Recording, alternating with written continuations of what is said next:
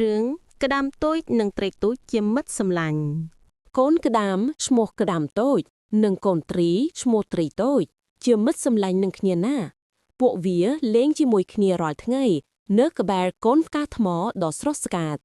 ថ្ងៃមួយក្តាមតូចឃើញអ្វីមួយយ៉ាងភ្លឺផ្លេកៗនៅឆ្ងាយវានិយាយទៅកាន់ត្រីតូចថាត្រីតូចមើលនោះតើអ្វីទៅត្រីតូចក៏ចាប់អារម្មណ៍ចង់ដឹងដែរពួកវាសម្រេចចិត្តទៅមើលវត្ថុនោះពេលកំពុងហែលទៅស្រាប់តែមានចរន្តទឹកបក់បោកខ្លាំងៗមកត្រីតូចពិបាកហែលណាស់ចំណែកក្តាមតូចក៏ពិបាកដើរដែរ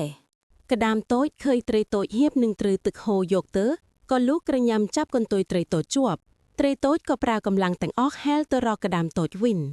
ពួកវាខំប្រឹងទៅដល់រូងថ្មតូចមួយហើយចូលទៅពួនក្នុងនោះរងចាំទឹកស្រកនៅក្នុងរូងនោះពួកវាដឹងថាគ្មានអ្វីគួរឲ្យខ្លាចទេពេលចរន្តទឹកស្រកពួកវាចេញពីរូងហើយក៏បន្តដំណើរទៅមុខទីបំផុតពួកវាបានទៅដល់កន្លែងដែលវត្ថុភ្លឺប្លែកៗនោះ